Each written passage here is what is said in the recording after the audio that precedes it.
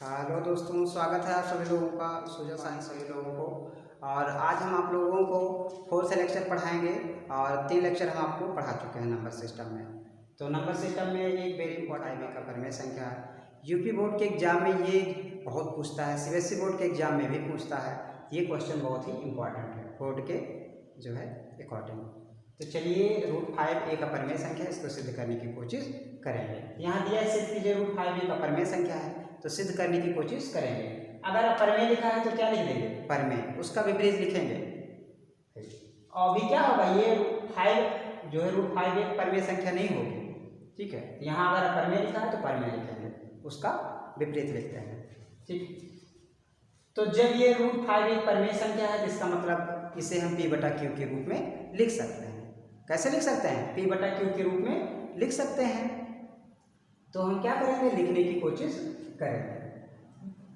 लेकिन परिमेय संख्या किसे कहते हैं? जो जिसे हम P/Q के रूप में लिख सकते हैं, यानी आंसर के रूप में लिख सकते हैं। ये सब हम आपको बता चुके हैं। परिमेय संख्या किसे कहते हैं, परिमेय संख्या किसे कहते हैं, भाज्य संख्या क्या है, ये सब आपको सेकेंड और थर्ड लेक्चर में पढ़ा चुके हैं। तो अगर आपको भी देखना होगा वीडियो, तो लिंक डिस्क्रिप्शन में दिया हुआ है, वहाँ से जाके आप देख सकते हैं। तो चलिए शुरू करते हैं।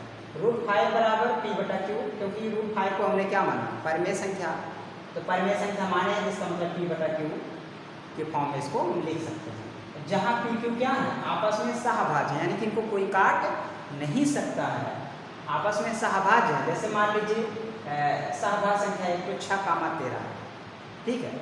तो इनको कोई काट सकता है? इनके बीच कोई कॉमन फैक्टर है? नहीं है, कोई कॉमन फैक्टर नहीं है, इनको कोई काट नहीं सकता है, ठीक। तो ऐसे PQ को भी कोई काट नहीं सकता है।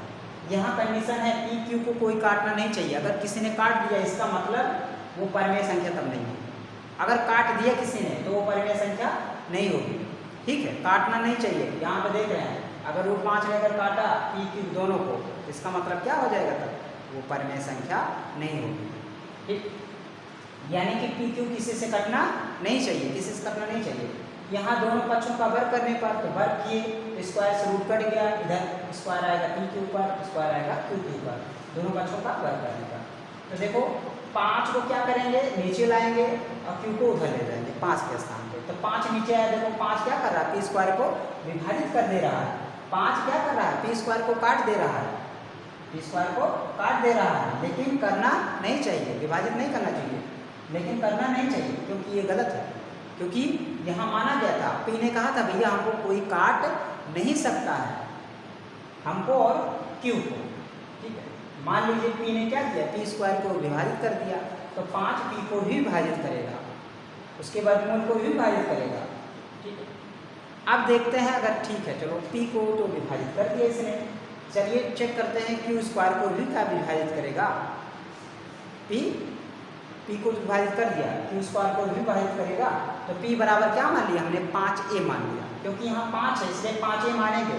अगर यहाँ 2 होता तो 2a मानते, अगर 3 होता तो 3a मानते। यहाँ 5 है इसलिए 5a मानेंगे।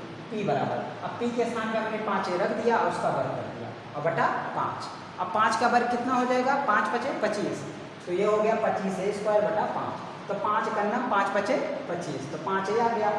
अब हम 5 को नीचे लाएंगे Q² के, क्या 5 Q² को भी विभाजित कर रहा है?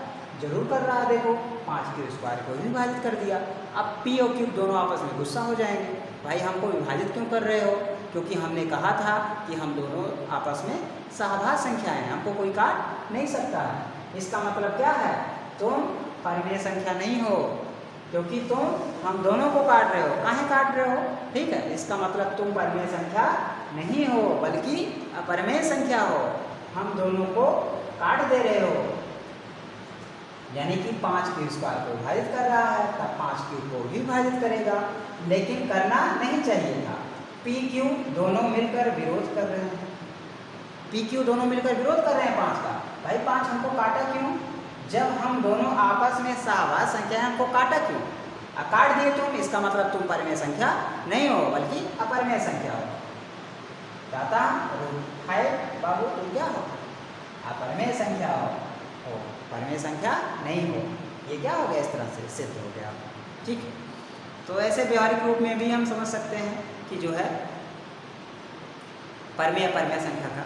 मान लीजिए कोई लड़का है और दुर्गा जी ग्रामोदय स्कूल में पढ़ता है, यानी कि मान लीजिए सिद्ध कीजिए जैसे रमेश दुर्गा जी ग्रामोदय स्कूल में नहीं पढ़ता, सिद्ध कीजिए। तो कैसे सिद्ध करेंगे? मान लीजिए वो यहाँ का ड्रेस भी पहन के आता है, टाई बेल्ट सब कुछ लगाया हुआ है, लेकिन कहा जाए कि भैया इनको सिद्ध कीजिए कि रमेश जो है दुर्गा जी ग्रामोदय स्कूल का स्टूडेंट नहीं है। तो कैसे सिद्ध करेंगे हम? तो मानेंगे, मान लीजिए कि जो है ये कैसे सिद्ध करेंगे? तो ड्रेस तो उसका सेम रहेगा, ड्रेस भी मान लो पहन के आया, टाई भी, तो यही तो सब लोग देखेंगे हाँ भैया तो दुर्गा जी ग्रामोदय स्कूल का है लड़का। लेकिन हाँ तब वो नहीं होगा जब उसको हम रजिस्टर में नाम उसका देखेंगे। अगर रजिस्टर में उसका नाम नहीं है, इसका मतलब सिद्ध हो जाएगा कि वो दुर्गा जी ग्रामोदय स्कूल का स्टूडेंट नहीं है। ड्रेस तो पहन के, जैसे देखो ये भेष बदला है, लेकिन रजिस्टर में इसका नाम ही नहीं है। देखो 6 और 13 के बीच में कोई कॉमन फैक्टर है नहीं है, तो फिर कहाँ आ गए? ठीक है, कोई कॉमन फैक्टर नहीं होना चाहिए। तो ऐसे रूट 5 क्या है? एक अपरमेय संख्या है, क्योंकि वहाँ उसका नाम रजिस्टर में है ये नहीं है, तो सिद्ध हो गया कि वो दुर्गा जी ग्रामोदय स्कूल का स्टूडेंट नहीं है। चाहे वो ड्रेस पहन के आए, चाहे टाई लगा के आए, चाहे ठीक है चश्मा पहन के आए, चाहे जैसे आए, कोई मतलब नहीं, क्योंकि आपका नाम रजिस्टर में है ये नहीं है। तो 5 क्या है? 5 जो है इसमें काट दे रहा है दोनों को। काहे काट दे रहा है भाई? जब इसने कहा हमको कोई काट नहीं सकता है, और 5 काट रहा है, उसको काटना नहीं चाहिए।